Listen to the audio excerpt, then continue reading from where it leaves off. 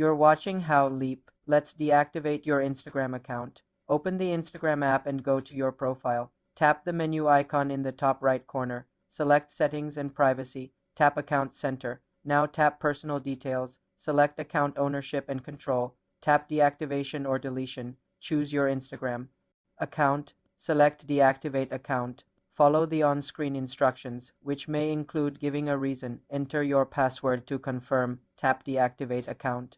Your account is now temporarily disabled and can be reactivated by logging back in. You're watching How Leap. Let's deactivate your Instagram account. Open the Instagram app and go to your profile. Tap the menu icon in the top right corner. Select Settings and Privacy. Tap Account Center. Now tap Personal Details. Select Account Ownership and Control. Tap Deactivation or Deletion. Choose your Instagram account. Select Deactivate Account. Follow the on-screen instructions, which may include giving a reason. Enter your password to confirm. Tap Deactivate Account.